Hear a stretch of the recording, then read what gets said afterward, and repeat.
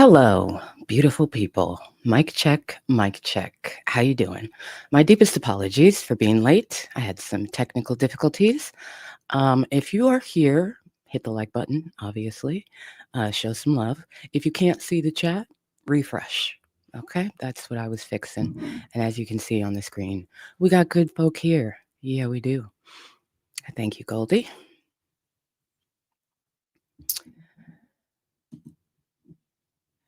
You win something. I'm not sure what you win, but you win something. I said, how long is it going to be into this chat before somebody recognizes my hair? High five. I'm bulletproof. We'll figure it out.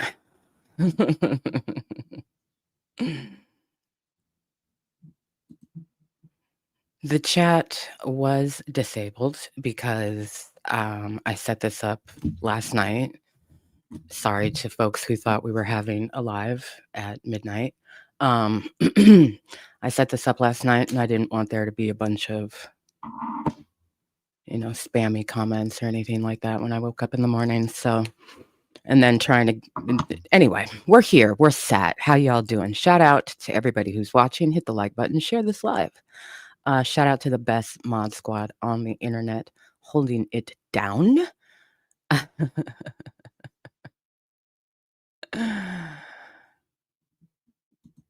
Hey, ready. Shout out to all the members, the subscribers, the supporters. It is spooky season. It is my birthday month. And, it's been good so far. No complaints. Today, the Mariners, I'm not even going to finish the sentence. I've already discussed how I feel, but whatever, it's happening. I might be on Twitch later, depending on how things go. So, last night I was supposed to be, doing things, and I tried to put We Are Deciphered on in the background, and it very quickly became, the focus. The next 5 hours of my evening. And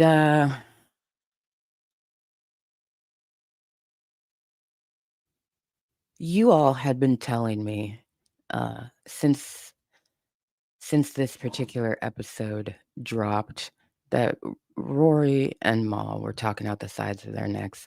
And number one, I didn't really care because who's surprised? And number two, I was very busy producing. I know it's always sweet when I see in the comments when you guys, leave a comment on a 15-minute video and you're like, love these short form scripted videos. I'm like, yeah, it is technically short form. It also took me 12 hours. Aside from the writing, just putting the video together, 12-hour editing process. But yeah, short form. So I've done quite a few of those since the ruling dropped. Also need, to finish a book, and so priorities, right? Other dockets that we're watching, new dockets that have come into existence that I'm paying attention to and eagerly waiting for more information to drop on those dockets to bring to you all. So you got to prioritize, and they're for damn sure a very low priority over here. I always say reason and stupid don't sit at the same table. We don't even share snacks. So I make it my business to not involve myself in the business of being stupid. I analyze stupid. And we've talked a lot about stupid here as a strategy, willful ignorance, being anti-informed. We've talked about that a lot in general on this channel, but I've dedicated entire scripts to really analyzing, years of behavior and trying to distill it down into some sense. For us to understand the how and the why people may do the things that they do, whether we agree with them or not. So, but anyway, last night was a fantastic live over on We Are Deciphered, and they talked about this, and If you were there, you know that I was like, "I need some liquor," because oh gosh. Willful stupidity has a material impact on our lives and our society, so, when I'm exposed to it, I have an allergic reaction.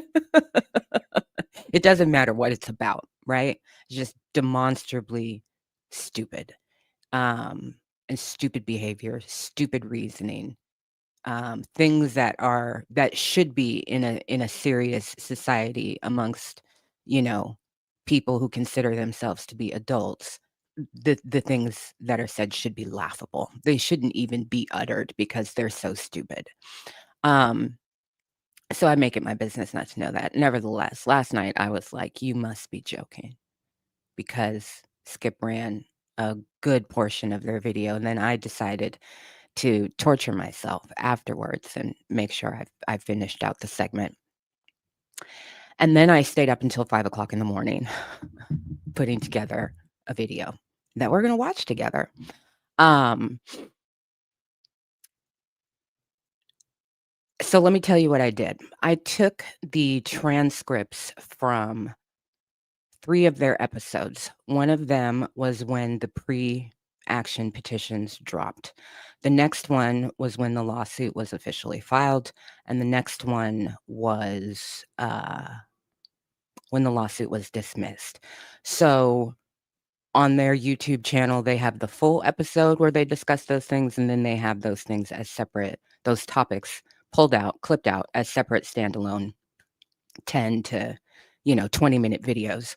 So, those are what I took the transcripts for, and then I did an analysis of their transcripts, what they said when, what kind of rhetorical tools they were using along the way, and then what happened when their dumbasses hit a brick wall, bounced off of it, with a motion to dismiss. Um, and, you know, everything that they said up until the point to the motion to dismiss was something that I was aware of because you all let me know. Um,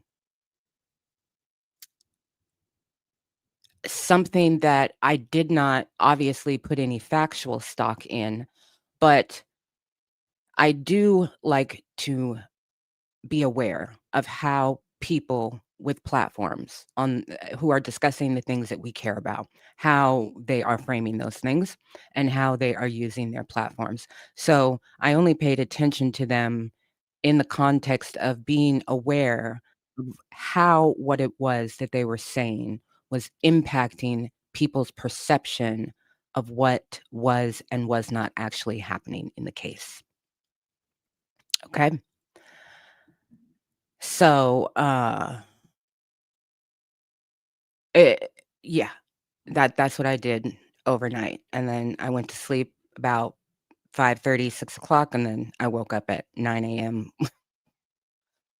with the motion detector going off for one cat and the other cat just staring at me like, "Are you dead?" I said, "Okay." Handled them, got up, finished, editing the video, and now here we are. So back to at the point of the motion to dismiss where they had an episode where they discussed that. I've already said kind of how I cataloged all of that behavior and rhetoric that was coming from them. Um, but then last night and seeing what they said, not only what they said, but initially how they both presented themselves. Rory used some of the most extreme rhetoric to try and gaslight and belittle the audience, and in a targeted way because he said, "I know you're here." Right? And so he talked about tweets. Um, would have been nice if they would have put them on screen, but he talked about tweets saying somebody should, unalive themselves and the co-host should blah blah blah, whatever. And it's just and he came on with this, "Hey, guys, what's the big deal? I thought we were rhyming, right? Like, I didn't care about this. I didn't da da da da da.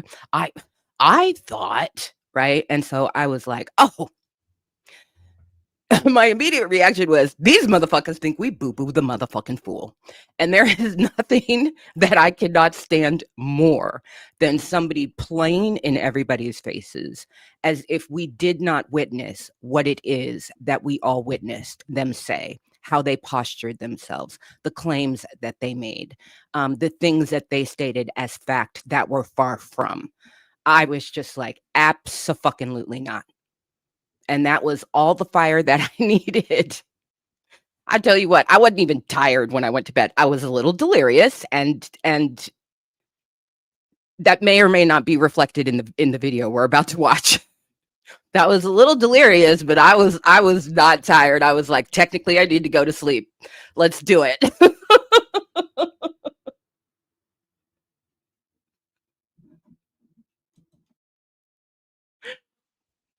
It was literally like just a robotic technical. You technically need to sleep. You're gonna have a live. The game is on tonight. You need to go to sleep. So I was like, flip the switch. AI ABSA powered down.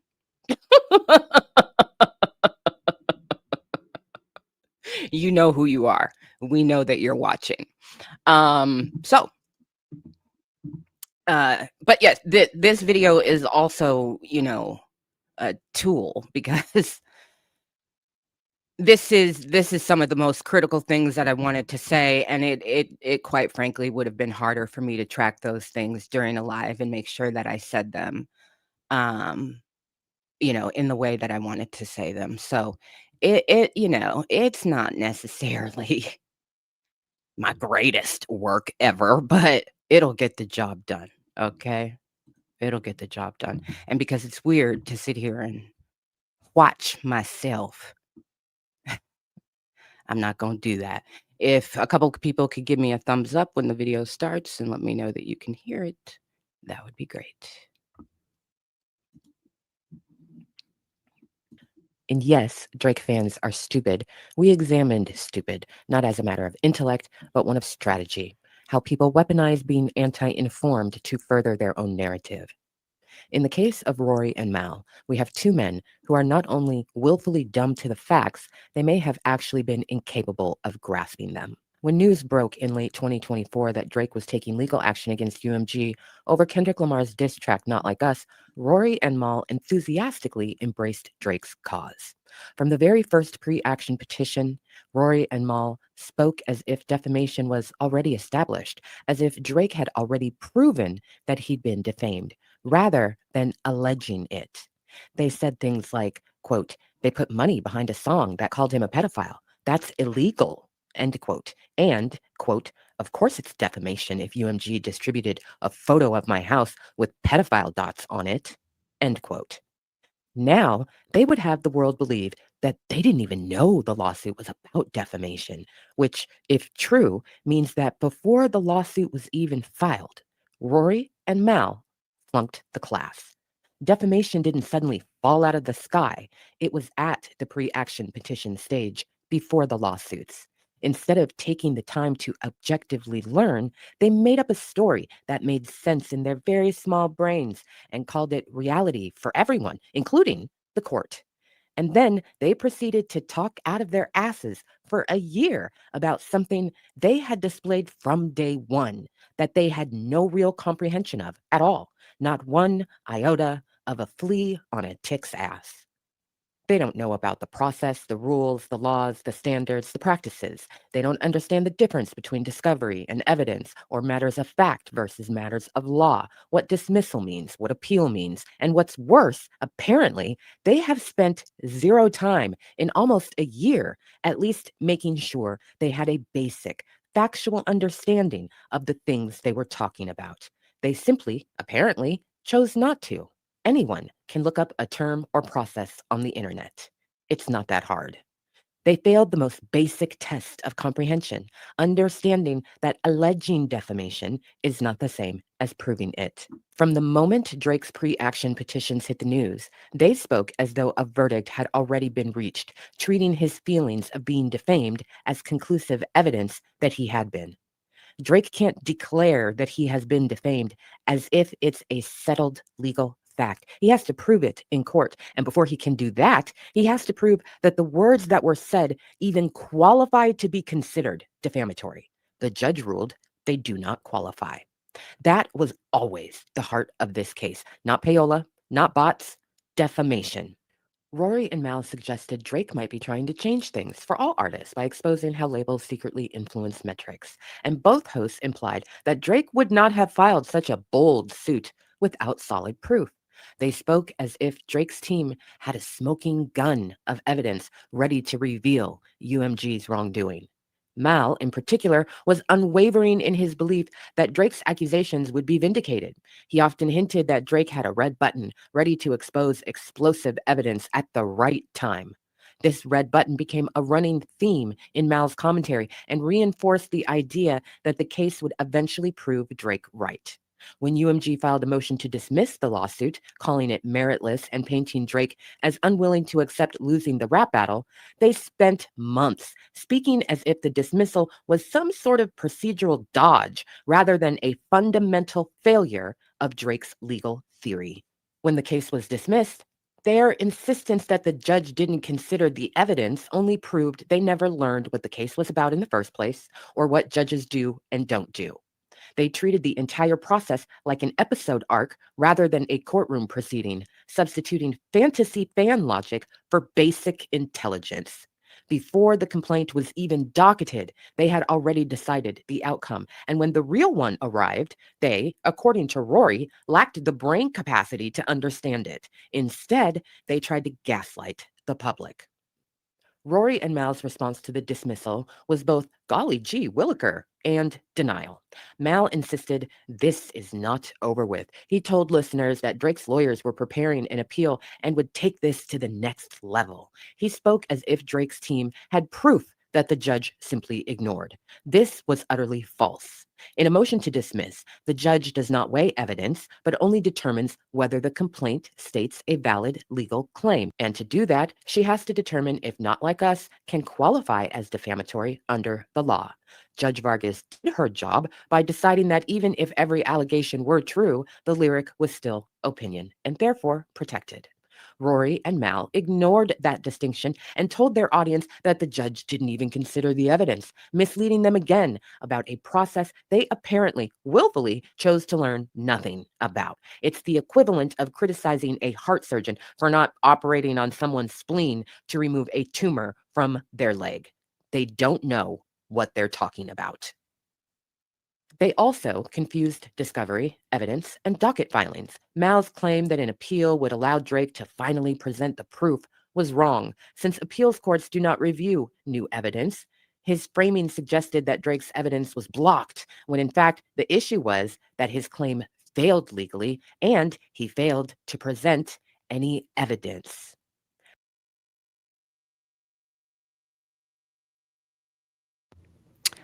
Okay, so I want to clarify something that I said there because when I was editing it, I realized that I used the wrong word.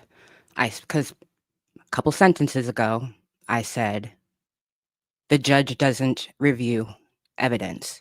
And then I said here just now, the judge ruled that the statements were not defamatory and he had no evidence. So let me be clear of what it is that I'm saying. And it's the same thing that Skip said last night, which is that in Drake's filings, in his first lawsuit and in his amended complaint and in subsequent filings, he always used the language on information and belief. The only proof that he submitted to support his claims of defamation, second-degree harassment, and payola, violation of New York general business law, was the lawsuit and like literally the words in the lawsuit. This is our story. On information and belief, this. On information and belief, that. This happened, then this happened, then this happened, then this happened. They must be related, right? One caused the other. The only thing that they submitted with that was number one, Exhibit A. The lyrics to Not Like Us. Number two, a list of approximately 140 TikToks.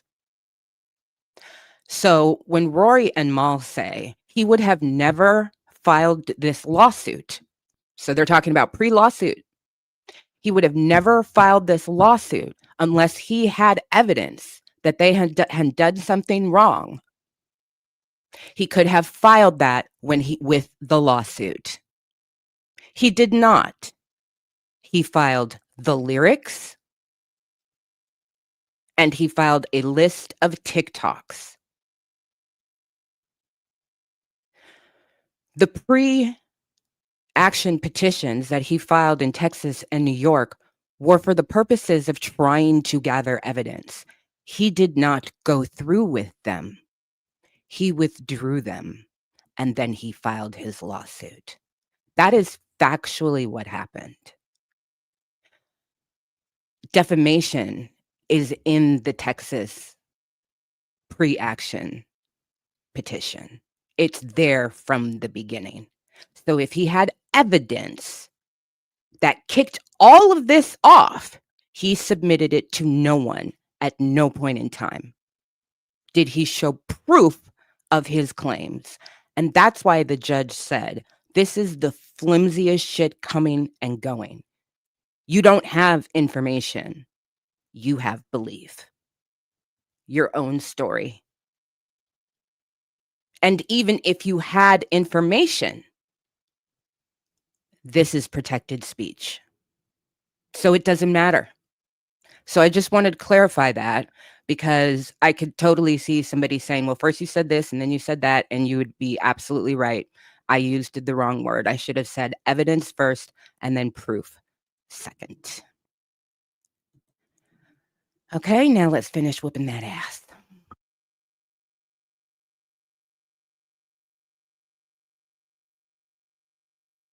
The issue was that his claim failed legally and he failed to present any evidence. At one point, when discussing the outcome of the case, Mal claims that Drake's team would appeal and take this to another level, implying that the dismissal was an expected or strategic step rather than a total and complete loss. The case is not dismissed pending appeal. The case is dismissed. The judge's dismissal does not affirm Drake's innocence. It simply finds that the lyrics aren't legally actionable.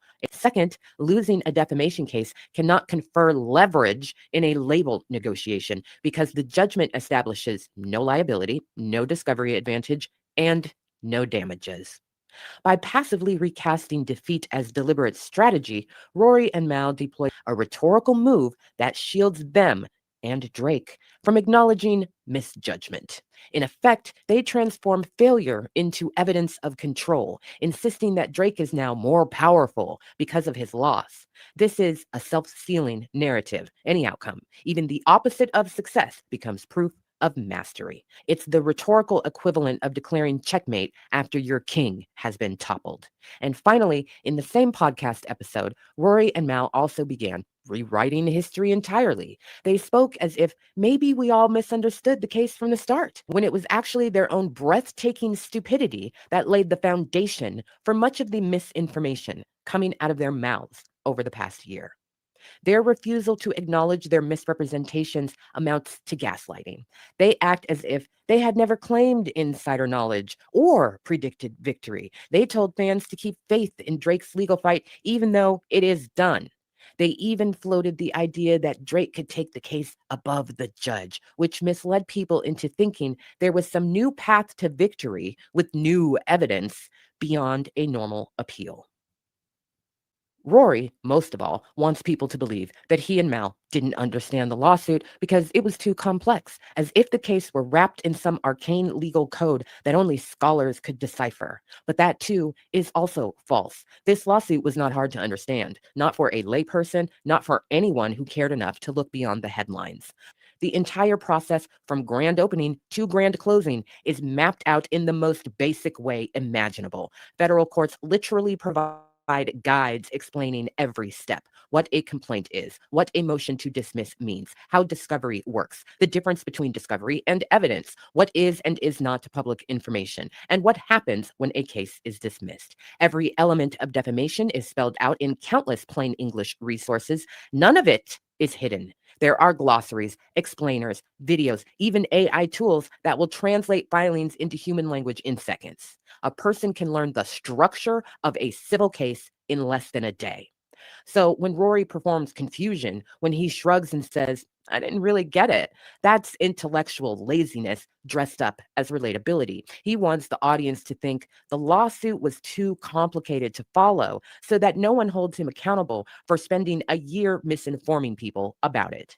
But it wasn't complicated. It was inconvenient because the truth contradicted the story he'd been selling for clicks and likes, while also essentially telling people he never really cared about the case. It's not that deep, as if that's a substitute for being accountable for your actions around the things you suddenly decide are weird right now. Just because Rory and Mal are boo boo the fools doesn't mean the rest of us have to dumb ourselves down to make them feel better about the absurd right now.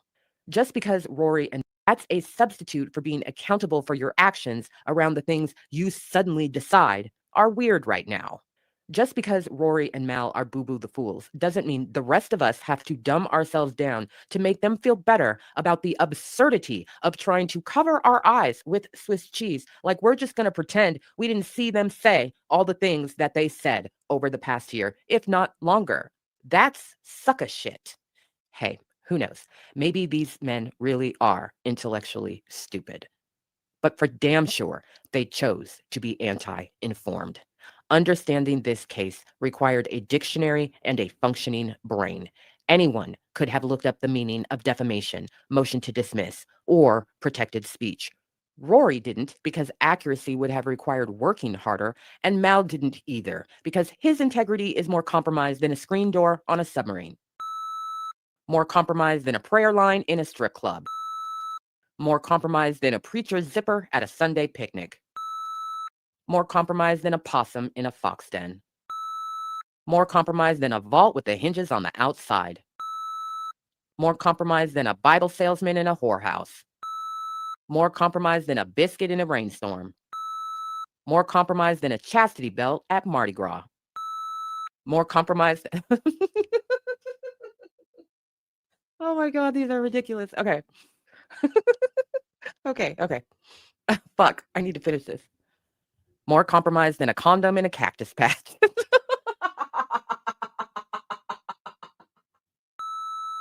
More compromised than a condom in a cactus patch. More compromised than a snowplow in the Sahara. More compromised than a lie detector at a family reunion. More compromised than a smoke detector in a meth lab. Would have required working harder, and Mal didn't either because his integrity is more compromised than a screen door on a submarine. More compromised than a prayer line in a strip club. More compromised than a preacher's zipper at a Sunday picnic. More compromised than a possum in a fox den. More compromised than a vault with the hinges on the outside. More compromised than a Bible salesman in a whorehouse. More compromised than a biscuit in a rainstorm. More compromised than a chastity belt at Mardi Gras. More compromised. Oh my God, these are ridiculous. Okay. Okay. Fuck, I need to finish this. More compromised than a condom in a cactus patch.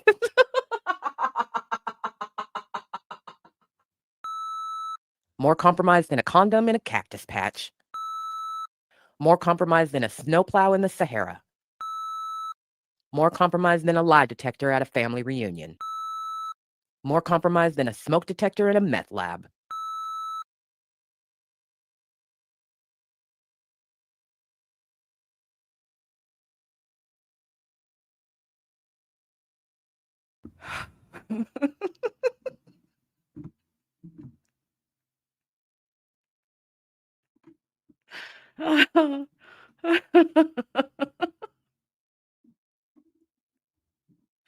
I said,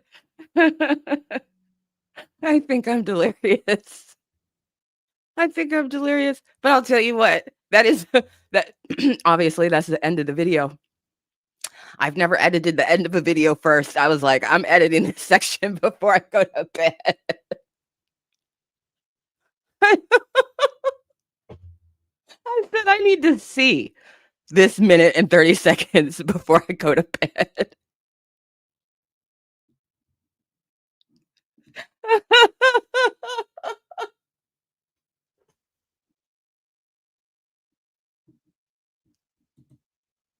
Oh, I didn't know if I was gonna be able to pull it back together. That's why I said, "Fuck," because I was like, I cut out, me just like because I've been I've been reading things long enough, to know that when you get a fit of the giggles and you try and read it again, if you laugh, you gotta stop. Because if you keep trying and keep laughing, you're not gonna get there. So that's why I was like, fuck. Because I said it and I laughed and I was like, oh, that was my one try. I gotta pull it together. I gotta pull it together. I need to get through this. Oh. I was like, I need to go to bed. Now, thankfully, I mean, I think I don't know, like I said, I started after midnight, so it was it was gremlin hour for me. I was like, "Oh god. Oh god." I gotta analyze what they fucking said, how they said, but anyway, I went through all that at the beginning, but yes. So, in conclusion yeah, in conclusion sorry, I needed to take a deep breath. I literally cracked myself up. I was thinking to myself, what, I was thinking to myself, what would we have missed out on over the last year if these two voices were not present in this conversation, right? What would we have missed? And the knee-jerk reaction is to say nothing. We would have missed nothing, right? Because that feels really, really good. And on its face, it's like, yeah, we would have missed nothing. At the same time, as we have been discussing on this channel and, the other means by which I communicate thoughts and explain the things to you all. We are in a crisis of stupid in our society. And that's one of the reasons why I take stupid seriously wherever I see it. I don't need to just see stupid up at the level where I play, right? Wherever it is happening in our society, and particularly in our culture, it is a danger to a civilized and safe society, particularly for Black people and other people of color.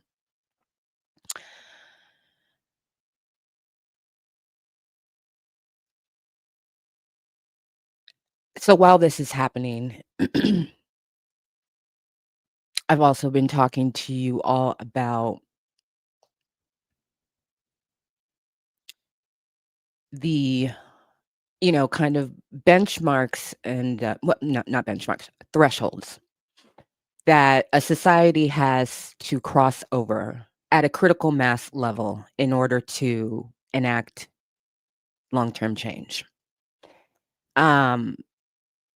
And a realization, a resistance to, and a fighting back against stupid are some of those thresholds. And we're starting to see that more and more in our society. We're starting to see people say, I don't have to listen to this. First of all, you're full of shit. And you're making a mockery of the topic and a mockery of this discussion. It doesn't matter what it is. It doesn't matter if it's Palestine. It doesn't matter if it's this lawsuit. It doesn't matter if it's immigrant rights. It doesn't matter what it is.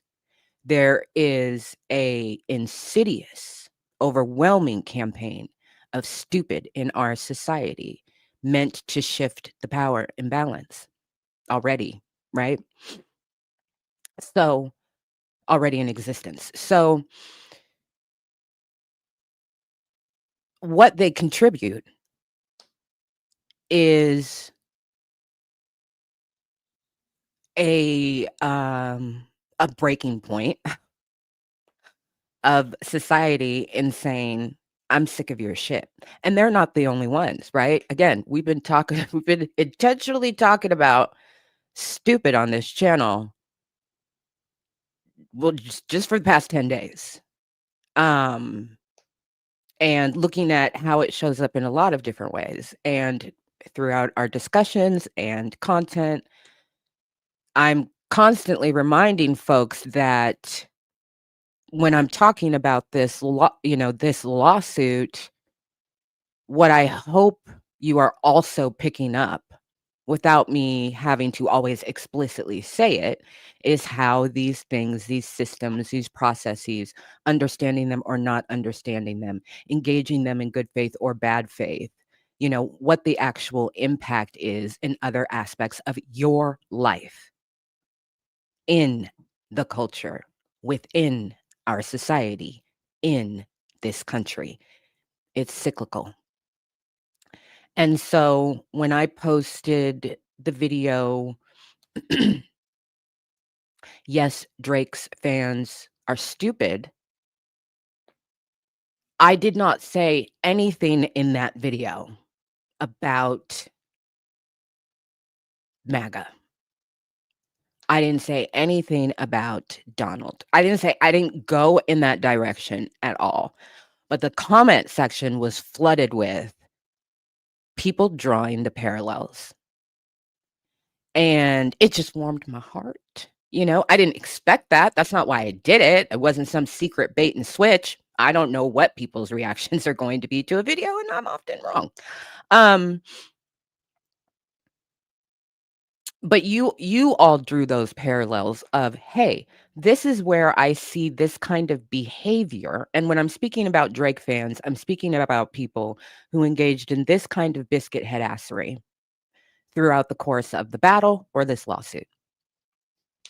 And so you've had a very recent, still present, very immediate exposure to this behavior and these tactics and their impact through this lawsuit, through specific actors' behavior in the lawsuit or in the beef, and you've drawn parallels to MAGA and other things that are absolutely appropriate.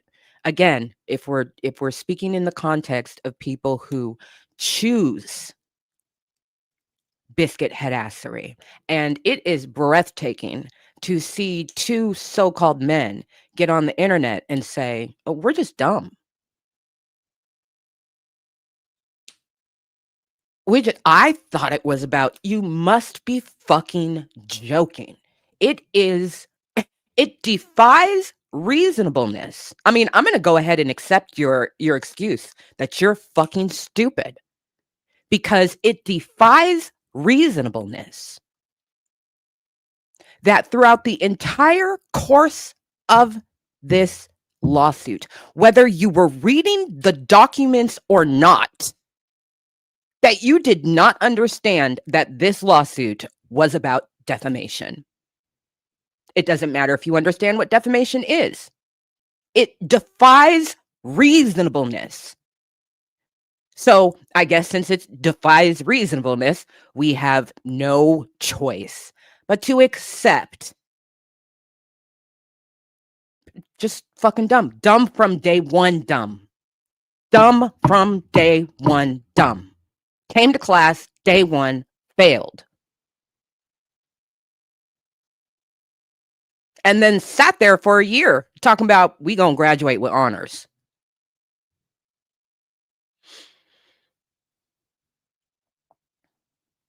The rest of you losers are gonna have to do summer school.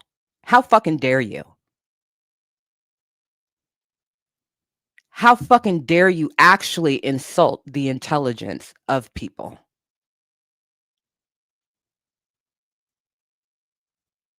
You have no integrity in your word.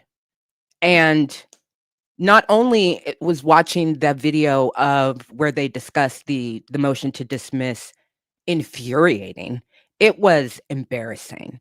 This is childish, basic bitch ass gaslighting and wordplay and ego and arrogance on display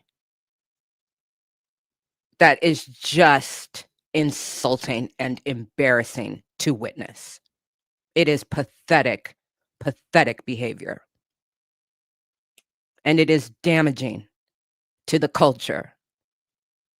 And since the culture is the pulse of a civilized society and the record keeper of it, all of these things are linked together.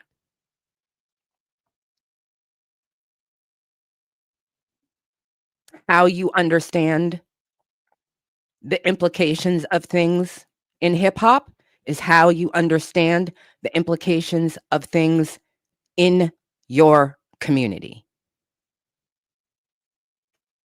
in your country, in the world. And these motherfuckers talk about shit out the side of their neck, everything, no holds bar, any topic. So while I wasn't listening to them to begin with, this is crystal clear evidence that they, in general, as a baseline standard, they come pre-programmed, dumb, incapable of comprehension, disqualifying for having a microphone.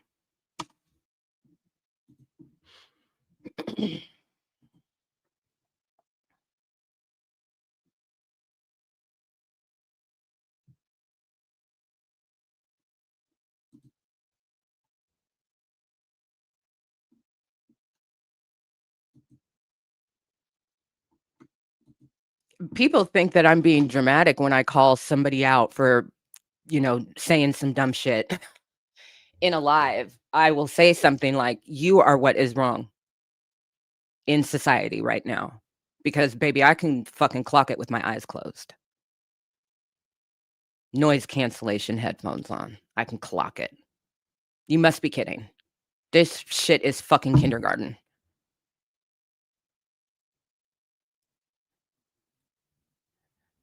Don't be suspicious. Don't be suspicious.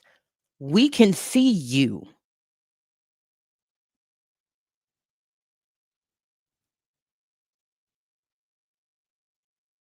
You have a platform. You have resources. You got a bunch of shit.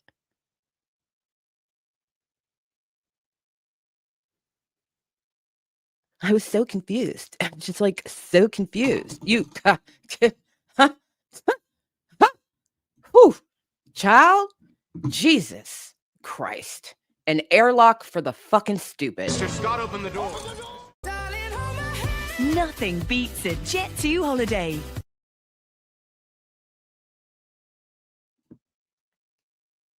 That part. How do their votes count the same as mine?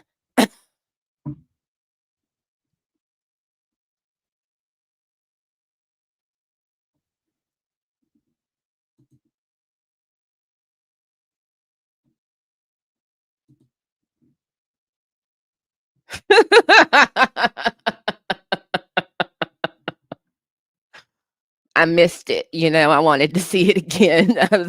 This is a perfect opportunity for an honorary airlock. The Jet 2 airlock, courtesy of yours truly.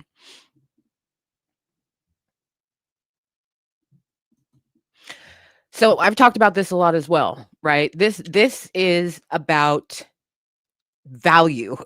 And even though we were laughing through the end of the video, people do what works for them. Absa life law number 1. Well, actually, my life law number 1 is there's 2 kinds of people in the world, people who get it and people who don't. These motherfuckers are the latter. But then top 5 of my, life laws is people do what works for them. And it is not our obligation to agree with it. It is our obligation to understand it so that we know how to position ourselves accordingly. Right. And so it's not hard to deconstruct why people do what they do. You just have to be willing to be open and objective and just ask the basic question. If this were to work for somebody, why would it? Like, what are the residuals that they would gain from this? They're obviously gaining something. People don't do shit that doesn't work for them. Period. When it ceases to serve you, you don't do it.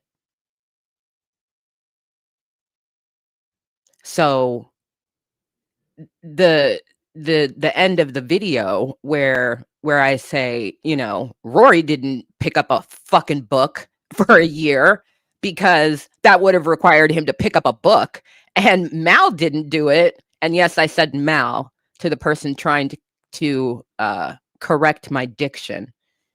This is not the channel for that. You must be brand new. Be careful, because the chat will fuck you up. Mal didn't bother to give a fuck about the facts because he already has no integrity on the subject. Submarine with a screen door. You must be kidding.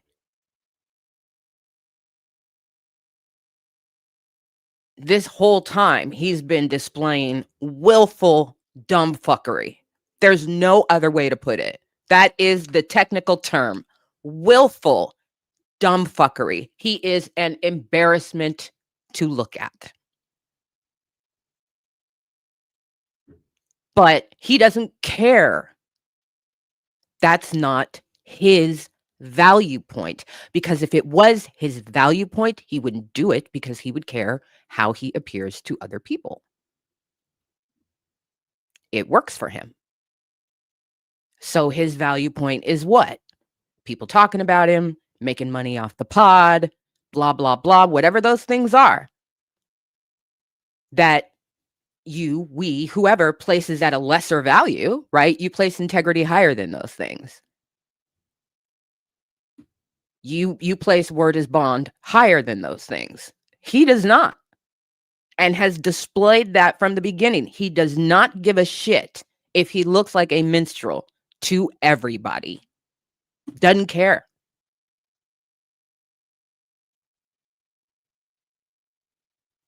And will get ignorant in the face of, yeah, I said ignorant, because there's stupid, there's dumb fuckery, and then there's ignorant. Then he will get ignorant in the face of people who are astounded and incredulous at the dumb fuckery that comes out of his mouth.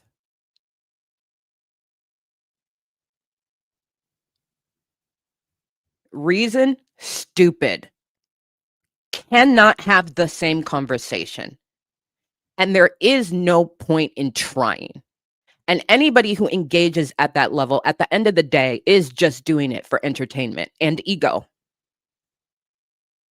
People who go and agree to sit and debate with these people, one of the things that they get from that is knowing that they are going to likely be perceived as the more intelligent and reasonable one. Easy dividend right there. Easy fucking dividend right there.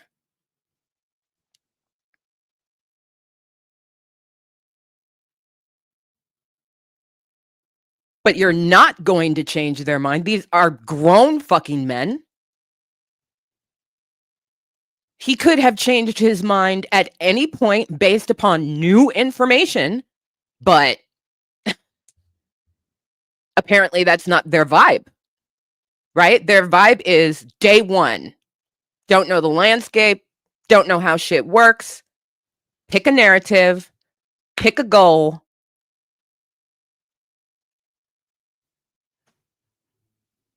Do this, do that, no negotiation. You gon' what do I always say? You gon' die on that hill.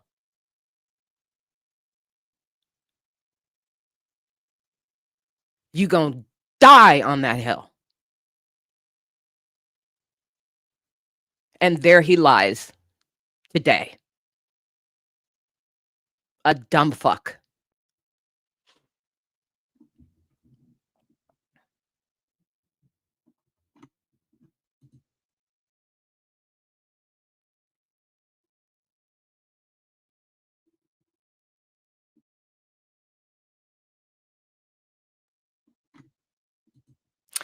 You know, I was actually going to say that, and then I forgot the word, and I just wanted to move on so that I didn't lose my train of thought. Yes, mal is for maladaptive because you must be fucking joking. You are what is wrong in a civilized and safe society. And the normalization of that kind of content is dangerous to a safe and civilized society because it normalizes being bucket fucking stupid. It normalizes that there are benefits to being bucket fucking stupid.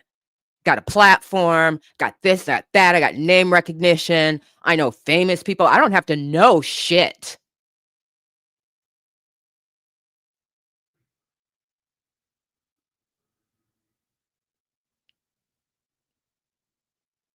I don't have to know shit. And since I don't care, I don't even care, guys. Like, okay, it's whatever. Like, I don't care. Since you don't give a fuck about anything and you don't care to learn about the things that you don't care about, again, all of these things have a domino effect that string together and cause harm.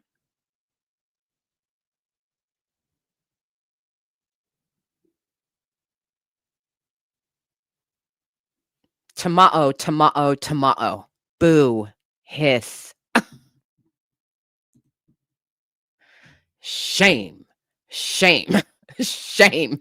Shame.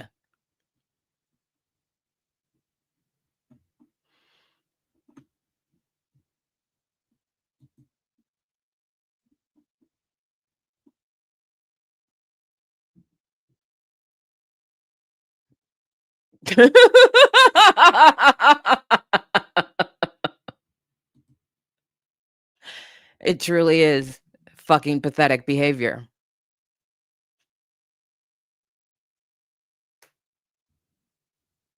Truly is. I mean, they've got sponsors. When that Boost shit popped up, I said, "Oh fuck no." I had the same reaction Skip had. Nope. But I had the extra just like, this is the benefit.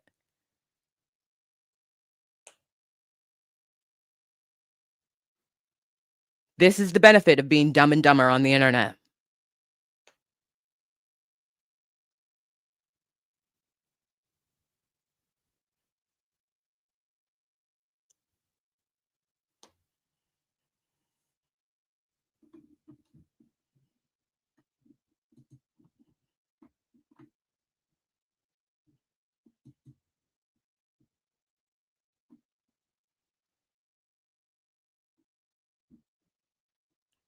I said from the jump that that was irresponsible to do, and why would you do that?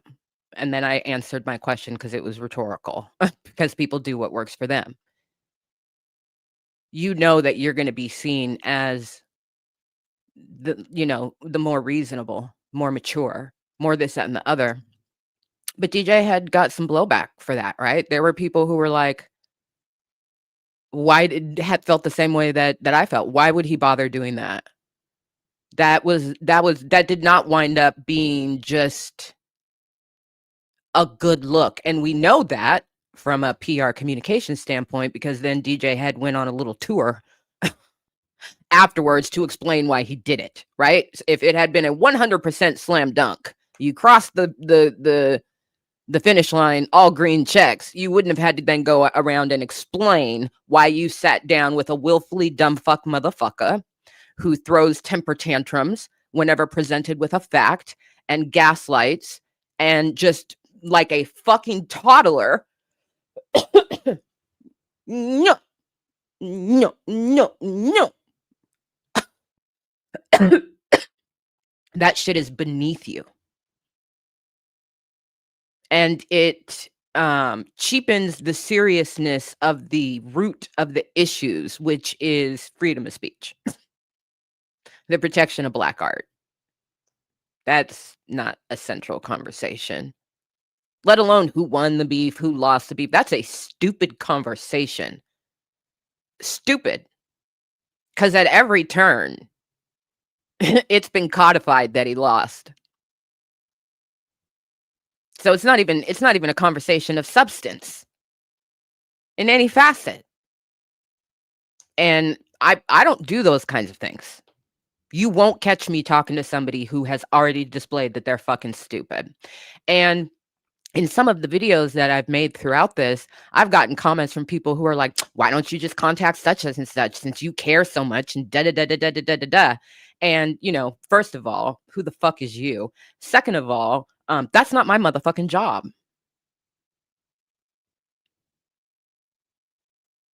These red pill ass niggas on YouTube are toxic as shit.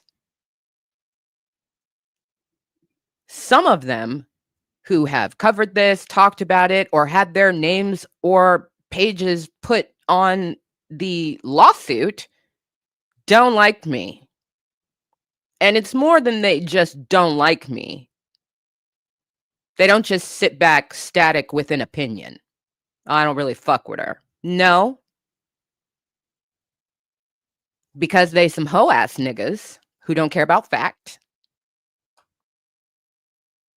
who are addicted to parasocial relationships with people who they feel like are more famous or can put them on or whatever, will abso-fucking-lutely disregard that person. So that's pre-established. So I'm not reaching out to you. That's not my job. Second of all, they obviously don't value that and don't give a fuck because the majority of them didn't take the appropriate steps and didn't care to. And they're not in the clear insofar as I'm concerned. While they dancing around, still saying things they shouldn't be saying. They're not in the clear. This isn't in the clear until 2028. Payola is not in the clear until 2028. So you're not going to catch me. If somebody were to contact me, a YouTuber, for example, and say, hey, I want to talk to you about this and the other. Do you want to talk to me? Because then we're going to need to sign some things and you can get on my calendar. It's a private conversation. It's not content. I take strategy really fucking seriously. I take my own professional integrity really seriously. As a Black woman, you must be fucking kidding me. I'm very picky about who I help.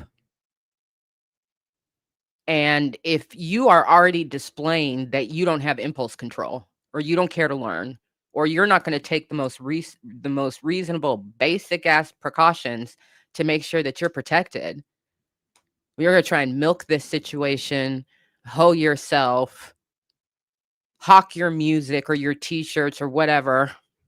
I waited till it was over, but here's one of mine. And I didn't get mentioned in anything. Then that's your value point. I could give a fuck. It's not my problem.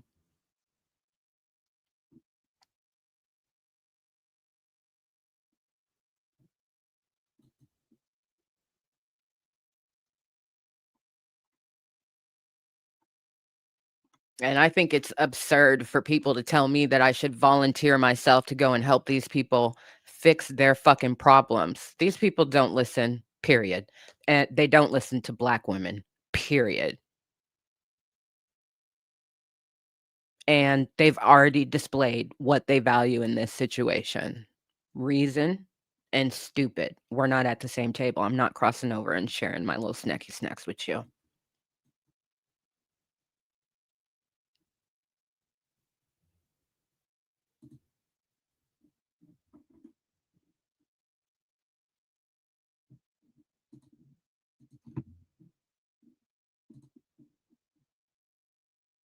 She's a professional. And petty.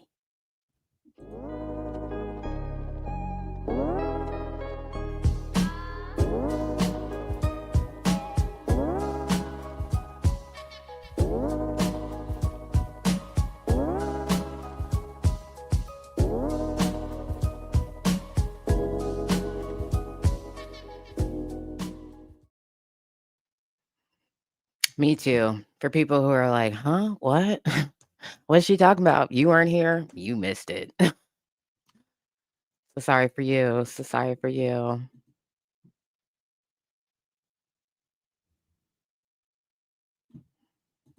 Get yourself a little job, bagging groceries, get your own fucking snacks. Stay there, 90 days, you can get a little employee discount.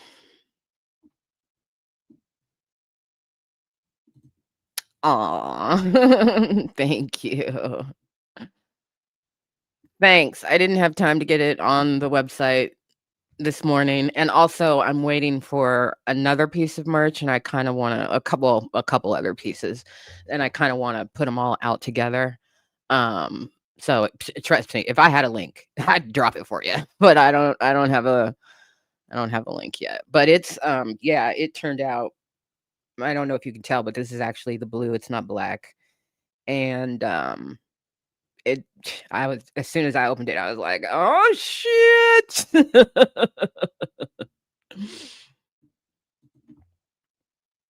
We already talked about, my time when I worked at the mall, man. Mall discount in the food court? Shit.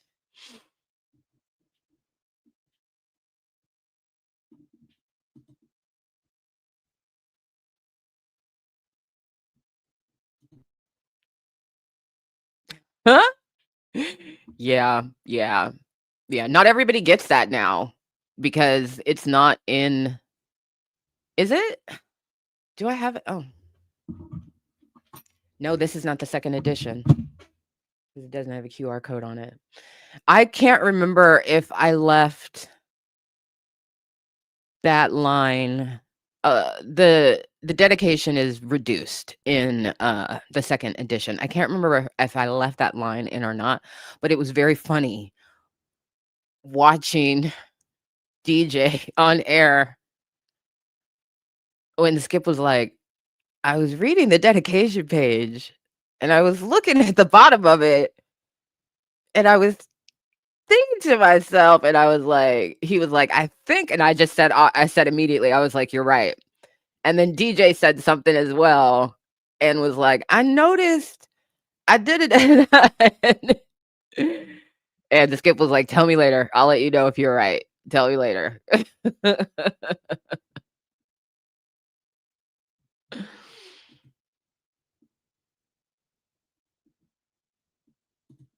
Yeah, which I didn't even realize until I put it on. When I pulled it out, I was like, oh, the black one, cool. And then I went on about my business. And then this morning when I was like, I need something to wear, I was like, even though I don't have it up on the website yet, I was like, I'm gonna go ahead and I'm gonna wear it. And then when I put it on and looked in the mirror, I was like, oh, this is the navy blue. I like it. And it's very soft on the inside. So yeah, good things.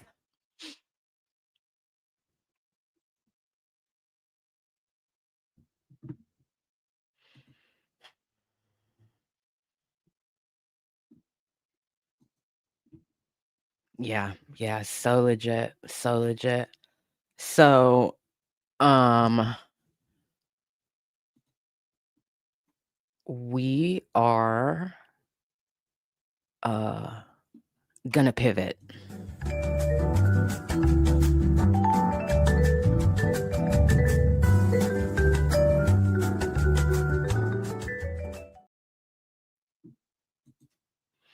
This hoodie goes up to 3X, I do believe. X small through 3X. So my hope is yes. I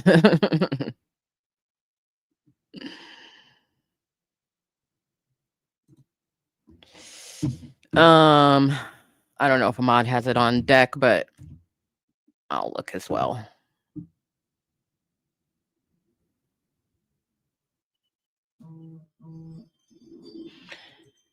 I'm gonna talk about something specific in a second.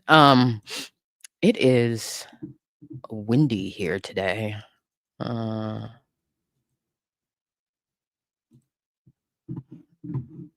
hope that hasn't had a. There we go. Beat me to it. Hope that hasn't had a negative impact on the streaming quality. Another reason why I was late is because I had not yet put the little outdoor umbrella away, and that shit took flight.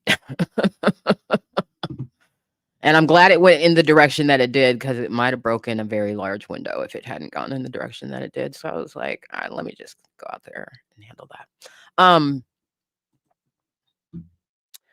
just looking for another link real quick for anybody who, either through the Amazon gift list for me and the kitties. And I apologize, I still do not have the Princey fashion show because I decided to do this last night. There, that's better. But yeah, so for anybody who, what is happening?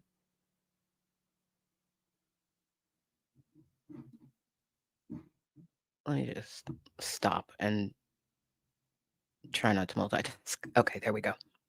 For anybody who wants to get something for me and the kitties, either from the Amazon list, or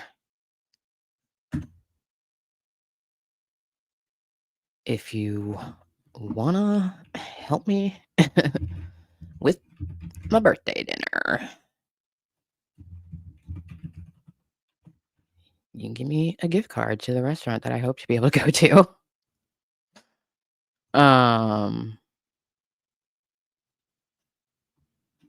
Live absa@gmail.com. No pressure, but those things are there. Okay, switching gears. I wanted to know if you all had heard about the young white woman who I'm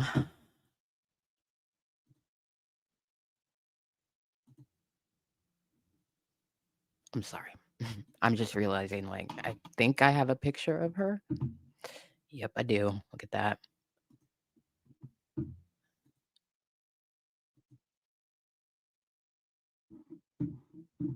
Isn't that convenient?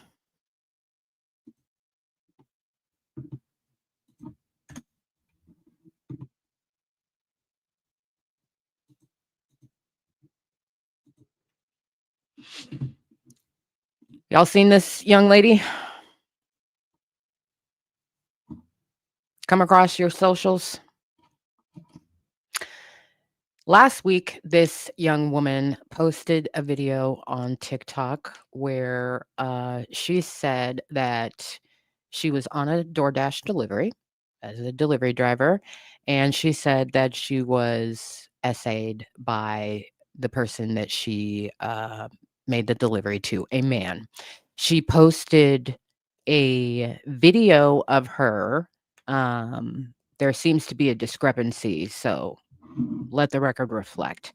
She posted a video of her very clearly going into this man's house. Okay. Finding him in his living room, asleep on the couch, partially exposed. She posted that on the internet along with fully doxed him because she had access to information because she was his DoorDash driver. Name, address, phone number. She fully doxed this man. And then, once home, safe, away from the situation, makes this video on TikTok and says, I was essayed by this man, again, with the video.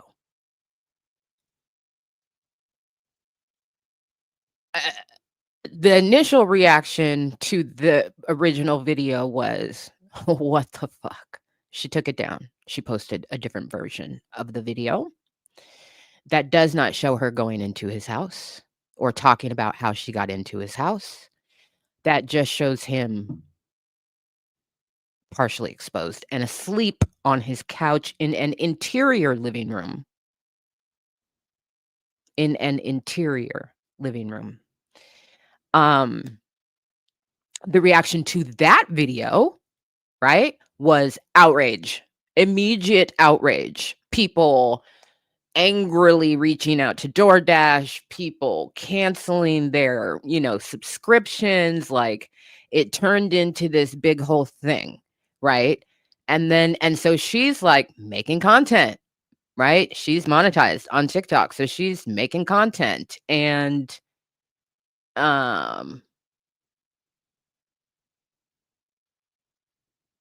imagine arrogance and righteous indignation. That's it. Arrogance, righteous indignation, at times screaming, I'm the victim. I'm the victim, right? So she has been fired from DoorDash. And what she is saying is DoorDash fired me because this is not in her separation letter, which of course she didn't share the details of. And tried to insinuate for a minute that they didn't send her one. But anyway, what she is running around saying on her monetized channel is that DoorDash fired her for posting a video sharing that she had been SA'd. That is clearly not why they fired her. You can guess why they fired her. You can guess why they fired her. But if you can't, I'll go through a couple examples. She went into somebody's home. She took video of them. She posted the video on the internet, video that she took while she was on the clock making a delivery. She posted it on the internet. The information about him that she had access to only because she worked for them, she posted that on the internet. They fired her ass immediately. Whilst also saying, we take these kinds of claims and allegations very seriously, and we are working, taking all appropriate measures to make sure that this is properly investigated and blah, blah, blah, blah, blah. But yes, they fired her ass immediately. In subsequent videos, she said, she insinuated that there was some kind of physical contact that he initiated with her. And she insinuated that he said violent, vulgar things to her. So I don't know if you've ever been home when somebody's tried to break into your house, but I have. Okay. And to my shock, when two men popped up onto my deck like fucking evil Spider-Man, just like whoop, poop onto the deck. I'm sitting there. The sliding glass door is wide open. The screen door is closed, does not have a latch. The sliding glass door is wide open. To my amazement, I got up and without hesitation flew in their direction with extremely vulgar things coming out of my mouth.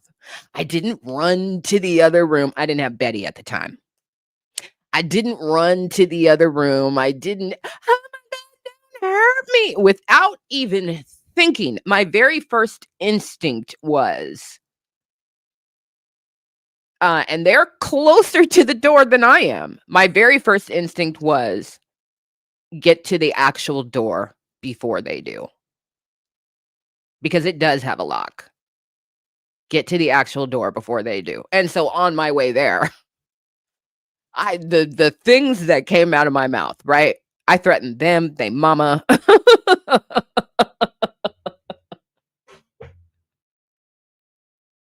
They ex-girlfriend from high school. I threatened everybody. They late grandmama. I threatened everybody, okay?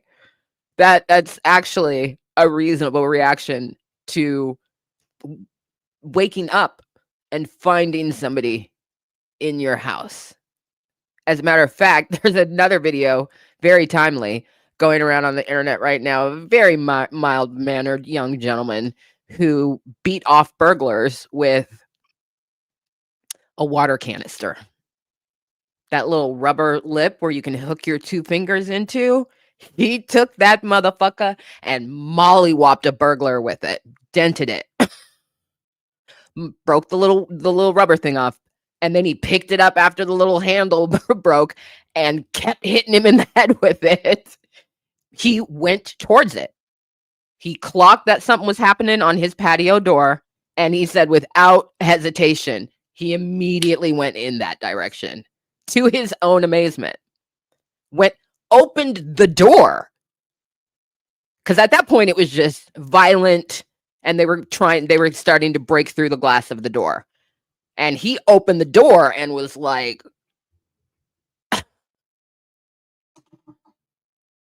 does not fit the description of somebody who looks like that would be their reaction. You know what I mean? So anyway, when I saw her saying, or insinuating that there was some sort of physical contact and or vulgarities hurled in her direction, I'm like, duh. And I'm livid at this girl. I really am. I'm really livid at this girl. Girl, I've watched all your videos. I've heard everything that you have to say. You are out of your motherfucking mind. And I pray to God you get arrested for something. I pray to God he sues.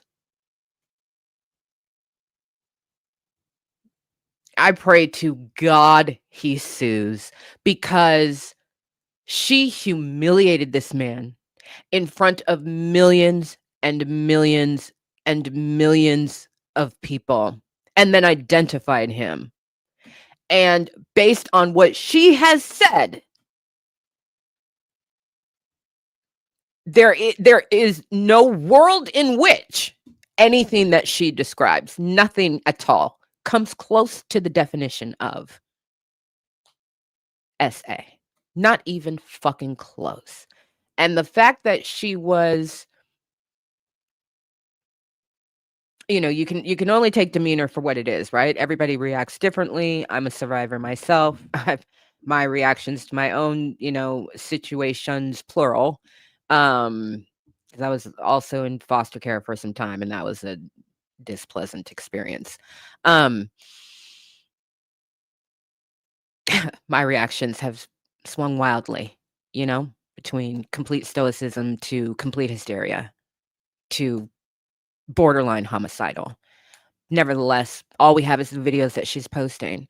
And in one video, I've not seen a tear in a video yet. So she comes across as slightly psychopathic. And I mean that objectively. Driest of eyes. And in one video, she's, going through like, how does it make sense that just because I share, and then she's saying, TikTok, of course, did take down some of her videos. And she's saying that, TikTok is trying to suppress the reality of SA against young women and da-da-da-da-da. They're suppressing my story, blah, blah, blah, blah. And she's saying things that just drive me crazy, right? All I did was tell people what happened to me. How does it make sense that I could lose my job for that? How does it make sense that my videos get taken down? Bitch, it makes perfect fucking sense. This is another example of willful fucking stupidity. This broad has got thousands of comments from people who are like, let me explain to you what exposure is.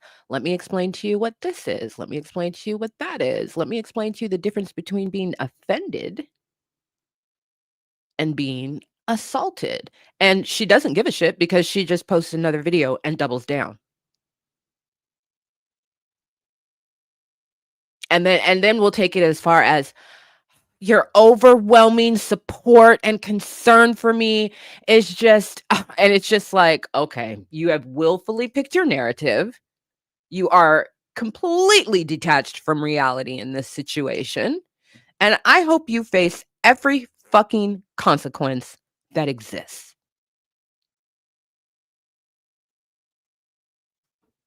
And I gotta say, I'm proud of the people.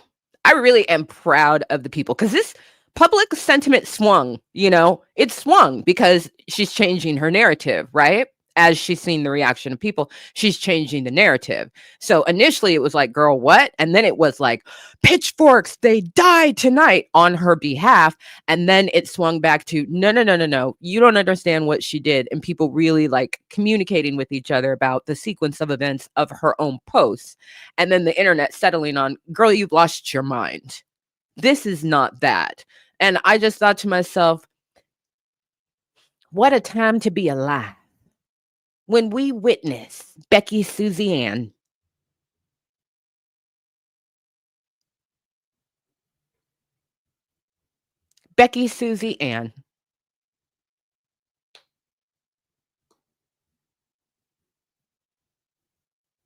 get checked by everybody. Men, women, gender non-conforming people, gay, straight, lesbian, bi. You know, I mean, like everybody who's been like, girly, you don't get to say that. Not only is that not what that is, but you don't get to say that. You don't get to say that because it's wrong. You don't get to say that because of the historical privilege that you have. You don't get to say that because I'm just like,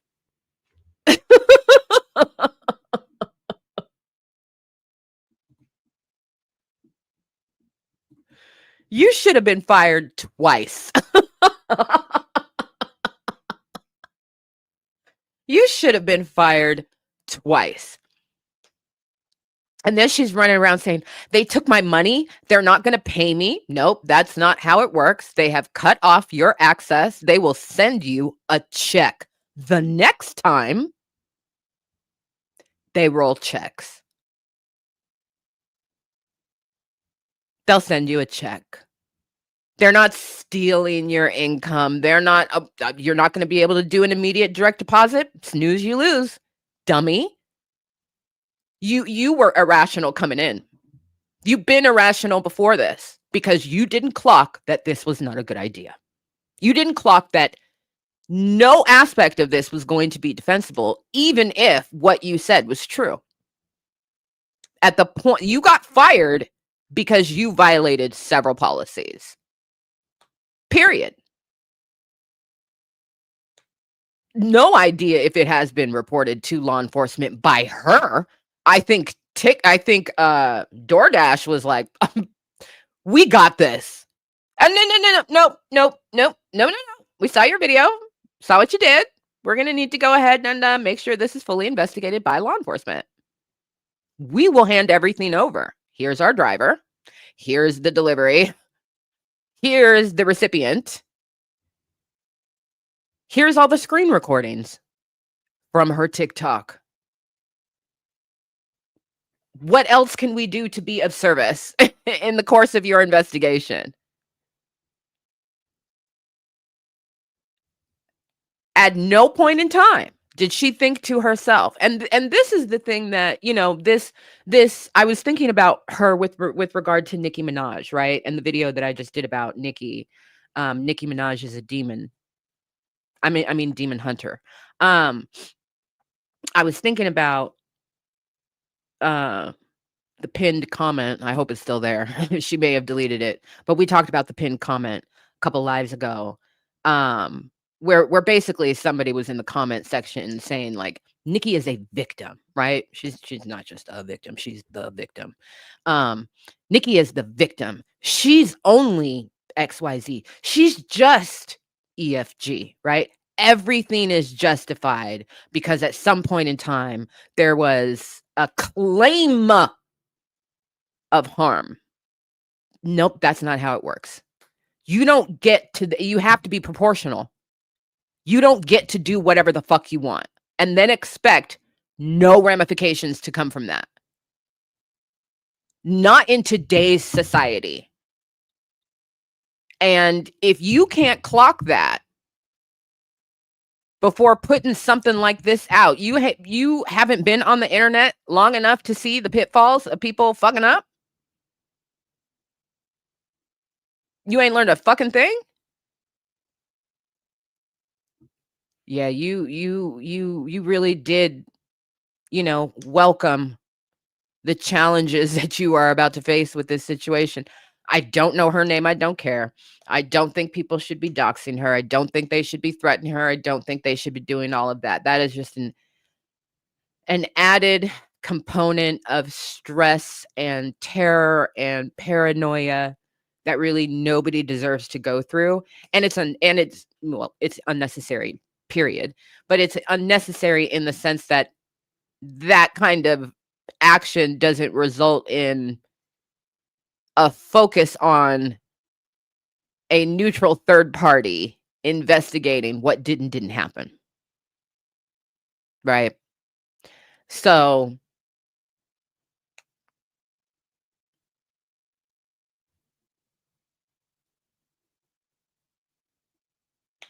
yeah.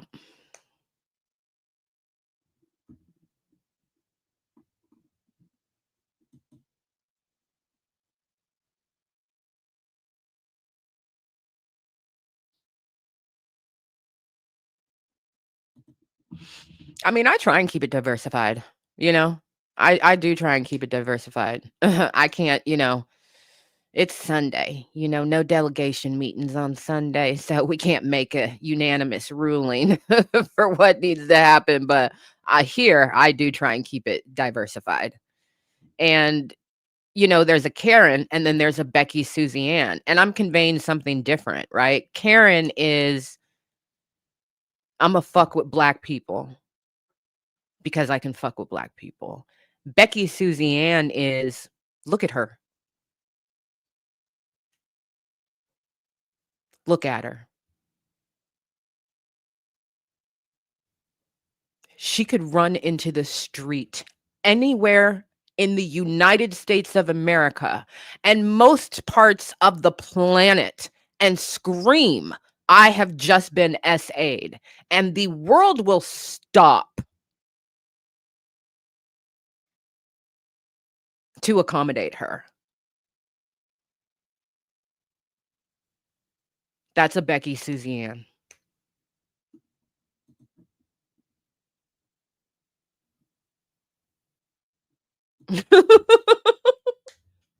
Do I have to say it? I mean, do I have to say it? Look at who we're talking about here. Take her in. Because that's a factor. That's a huge factor that I clocked from the gate. Of all the categories of victims of this kind of behavior, this is central casting.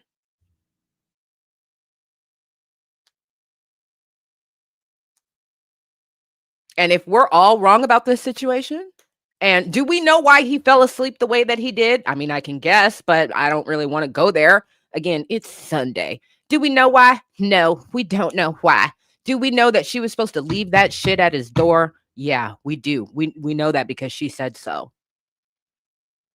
She went into his home, then found him in an interior room of his home in that condition. Now, could he have been a creep trying to lure her? Sure. I think if that were the case, the directions would have been, come into my house, find me in the living room. That happens. Let's not pretend that it doesn't. People making deliveries, assaulted all the time, dragged into homes, have the door locked behind them, assaulted. Just delivering some food or some groceries or whatever. So if at some point in time it turns out to be that he was actually trying to lure her so that he could do something, or he has a history of da da da da da, we will talk about it. But there is an exhaustive record of account of what happened because she keeps posting about it.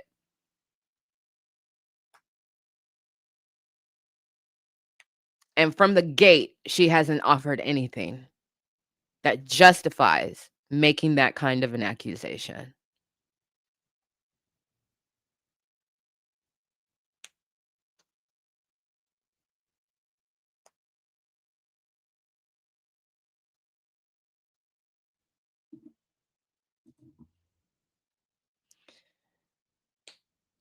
Who amongst us doesn't take a quick, you know? Everybody goes through a little bit of post-nut comatosis. It's natural. Then you hungry. After that, you want something to eat. We can see how this lays down, you know? We can see exactly what happened to this poor man, allegedly. Again, pending information from fucking law enforcement. We can see what happened to this poor man. This poor man said, "I'm gonna rub one out. Take me a little napsy. I'm gonna eat me some nuggets and fries."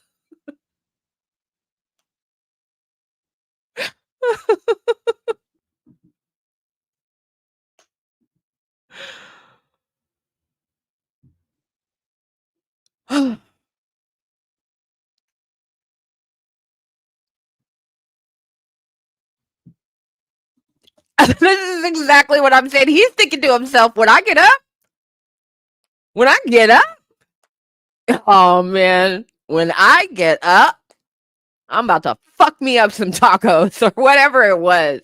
I can't remember if the receipt had his order on it or not. And I was being real careful about what I was looking at because I was like, I don't want to see, you know, I don't want to see it. I don't want to see. Okay. I don't want to see that. Nope, I sure don't.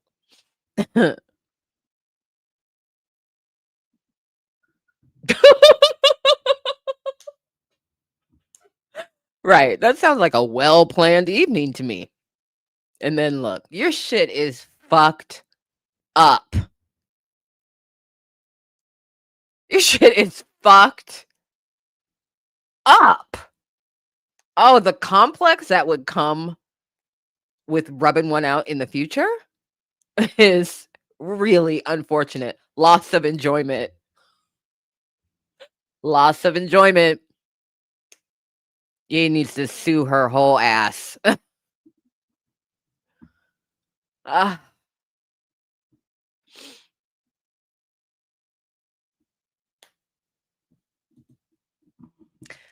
Hey, she wanted attention. She got all the attention in the world now. Because again, I'm not even thinking about her and whether or not she did or did not contact law enforcement. This situation is so public. We can safely assume, okay? You can bet your bottom motherfucking dollar.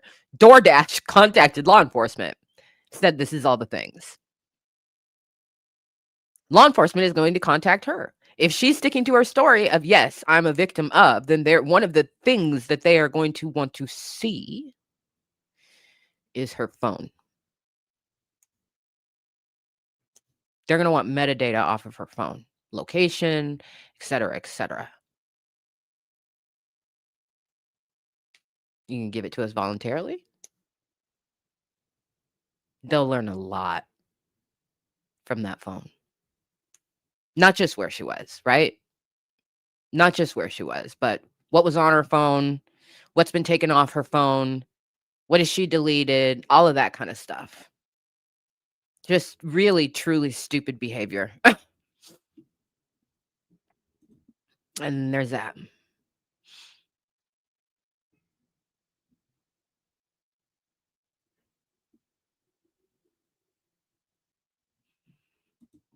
Ain't no fucking way. Can you imagine? Can you imagine being the fucking TikTok account manager for DoorDash? Can you imagine? And just one day, it's normal. It's just a normal fucking day. You posting the same shit and then running around leaving the same cutesy little comments under people's posts. And then all of a sudden, your notifications, there is a beautiful hawk flying outside my window. Maybe it's a good omen. Go Hawks. All of a sudden, your notifications get flooded. Not a couple hundred. No. A couple thousand. in short order, and then they just keep coming, and they keep coming, and they keep coming, and they keep coming. It's like, Houston, we have a problem.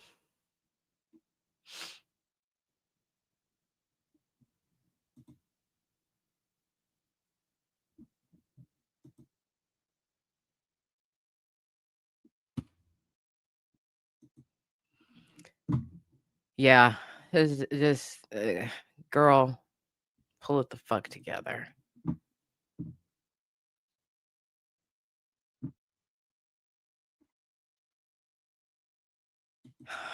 I can't remember if it's 1 or 5.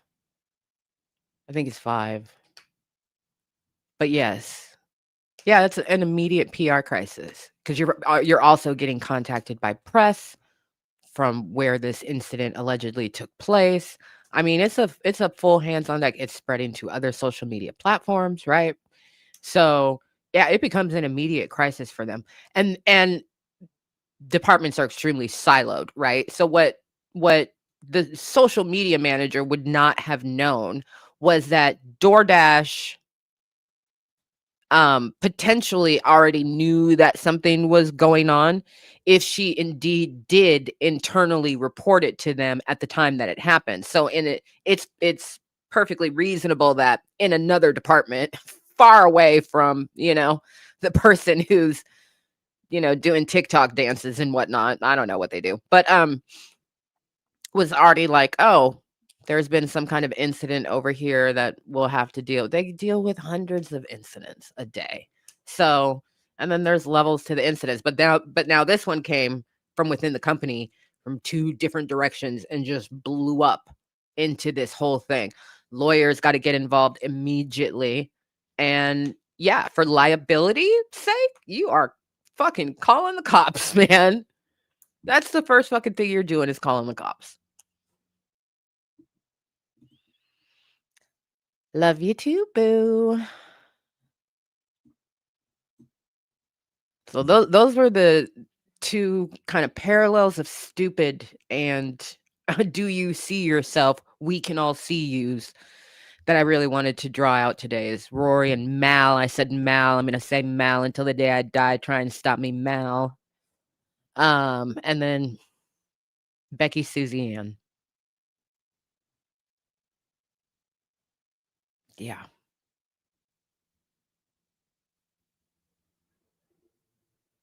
Dumb. I've got 3 more hours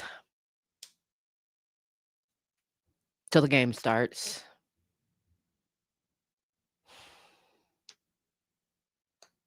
I'm still just like, yesterday I spent a couple minutes like a sucker. I spent a couple minutes on the Mariners Instagram page, and of course they've got fucking heartfelt compilation videos of players from the present, players from the past, and iconic moments throughout Mariners history. And I was like, you motherfuckers are not gonna get me. I know what you're trying to do. Stop. No, no, no. No, I'm not doing it. Shit. I'm coming into the game like this. Go and play your little game or whatever. Go and play your little game or whatever.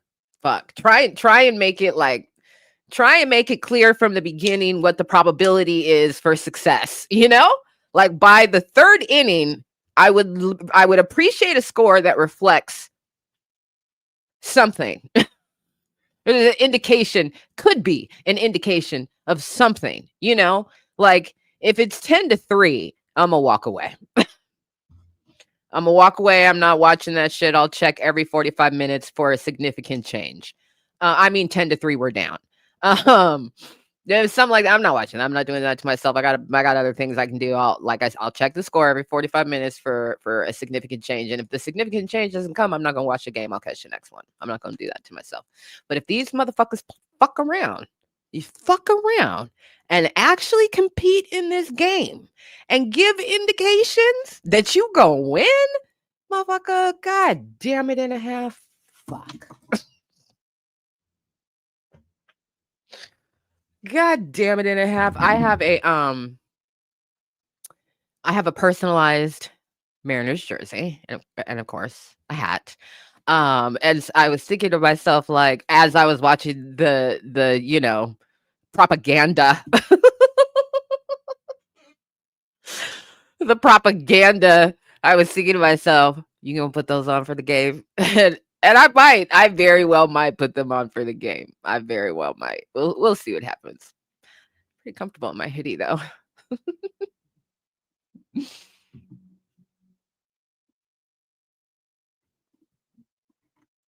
I know there are some people who are probably like, "Oh, she really don't like the Mariners." No, motherfucker. It's the exact opposite. It's the exact opposite. All I'm saying is, just look, hear me out, fuck. For a team that is dedicated the last 25 years to just, we're good enough. You know? We've really settled our emotional position, our emotions are in a position of like, we love the Mariners. We'll always love the Mariners. And yeah, yay, very good. Good seasons, entertaining games. It's great. It's great. But now you motherfuckers got the goddamn nerve to just be one game away from the World Series. Are you shitting me? The fucking nerve. The motherfucking nerve.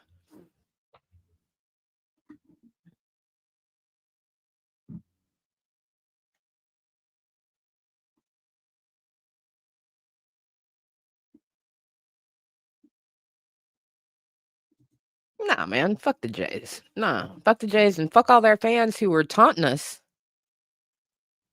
through games 3 and 4. Oh, I bet you guys thought you were doing something. Yeah, we hit that grand slam in game 5. Shut them the fuck up.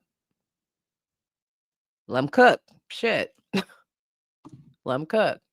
They ain't playing. They want it. They know how close they are too. So we'll see what happens. We'll see what happens. But I'm like, God damn it.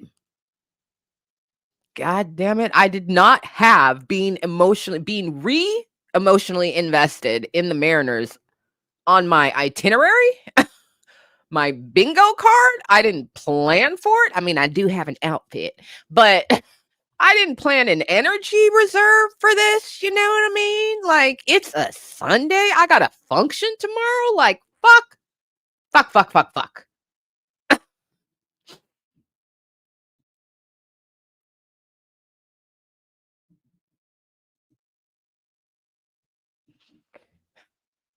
We think, yeah, you're right. Thank you. Thank you very much. We're back in the LBG.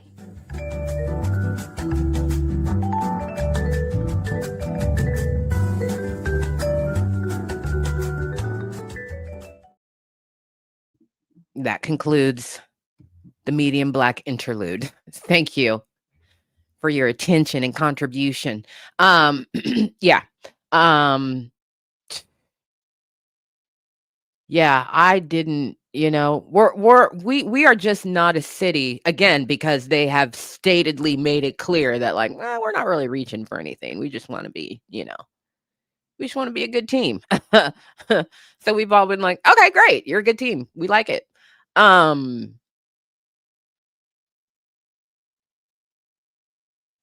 It's just really weird. Good luck to whoever but the Dodgers. It is really weird that just boom, all of a sudden it's like, okay, all right. We'll see. Again, I just keep saying the same thing. We'll see what happens, baby. We will see what happens. Yeah.